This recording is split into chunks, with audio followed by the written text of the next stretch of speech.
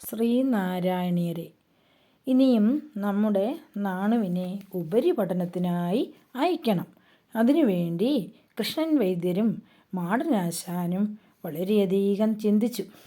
കുറേ സ്കൂളുകൾ, അതായത് അന്നത്തെ പള്ളിക്കൂടങ്ങളൊന്നും നോക്കിയിട്ടും അവർക്ക് അതത്ര സ്വീകാര്യമായി തോന്നിയില്ല. നല്ലൊരു ഗുരുവിനെ കണ്ടെത്തണം. നാണുവിന് ഇപ്പോൾ തന്നെ നല്ല പാണ്ഡിത്യമുണ്ട്. അപ്പോൾ വളരെയധികം ഇനിയും പഠിക്കണം. അതിനുവേണ്ടി ഒരു ഗുരുവിനെ ഇവർ അന്വേഷിച്ചു. അങ്ങനെ കുമ്മമ്പള്ളി രാമൻ പിള്ള ആശാനെപ്പറ്റി കൃഷ്ണൻ വൈദ്യന് ധാരാളം കേട്ടിട്ടുണ്ട്. അദ്ദേഹം മഹാപണ്ഡിതനാണ്, ഗ്രന്ഥകർത്താവാണ്, സാത്വികനാണ്, അതായത് സർവാദരണീയനാണ്. വർക്കല മാഹാത്മ്യം, കിളിപ്പാട്ട്, പ്രബോധ ചന്ദ്രോദയം നാടകം, സുഭദ്രാഹരണം, ഓട്ടംതുള്ളൽ, ബാലപ്രമോദാമൃതം, പട്ടണത്ത് പിള്ളയാർപ്പാട്ട്, കാദംബരി, കഥാസാരം, അങ്ങനെ അനേകം കൃതികളിലൂടെ തിരുവിതാംകൂറിലും പരിസരങ്ങളിലുമെല്ലാം രാമൻ പിള്ള ആശാനെക്കുറിച്ച് എല്ലാവർക്കും അറിയാം. അങ്ങനെ അവർ നാണുവിനെ ഉപരിപഠനത്തിനായി അയക്കേണ്ട ഗുരുവിനെ തീരുമാനിച്ചു. ഇതറിഞ്ഞപ്പം നാണുവിനും വളരെ സന്തോഷമായി. കാരണം ആശാനെക്കുറിച്ചും ആശാൻ്റെ കൃതികളെക്കുറിച്ചുമൊക്കെ ഇതിനകം നാണു വളരെയധികം കേട്ടിരിക്കുന്നു.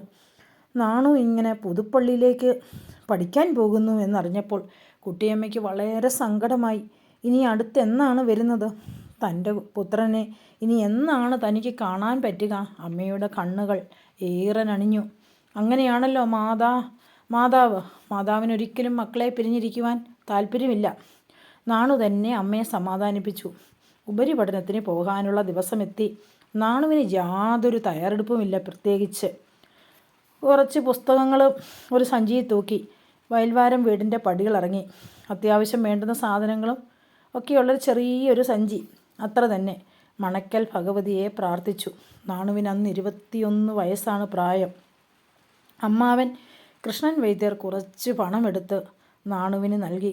നാണു എന്നാൽ അത് അമ്മാവൻ്റെ കയ്യിൽ തന്നെ ഇരിക്കട്ടെ, അമ്മാവനിത് ഉപകരിക്കുമെന്ന് പറഞ്ഞു. എന്താണ് അദ്ദേഹം അങ്ങനെ പറഞ്ഞത്? എനിക്കവിടെ പണത്തിന് ആവശ്യമില്ല എന്നും നാണു പറഞ്ഞു. കൃഷ്ണൻ വൈദ്യർ ഒരിക്കൽ കൂടി നിർബന്ധിച്ചപ്പോൾ അദ്ദേഹം അമ്മാവൻ്റെ കരം ഗ്രഹിച്ചുകൊണ്ട് പറഞ്ഞു, അമ്മാവൻ ഒരേ സമയം എന്നോടും പണത്തിനോടും വേർപെടരുത്. അത് യുക്തമല്ല.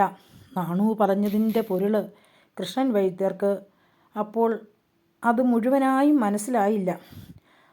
ഒന്നും കൂടെ ആലോചിച്ചപ്പോൾ ധനത്തോടും ബന്ധത്തോടുമുള്ള വേർപെടൽ ഒരേ നേരം ഉണ്ടാകുന്നത് ലൗകിക ജീവിതം നയിക്കുന്നവർക്ക് അത്ര നല്ലതല്ല എന്നൊരു പൊരുളാണ് അദ്ദേഹത്തിനുണ്ടായത്.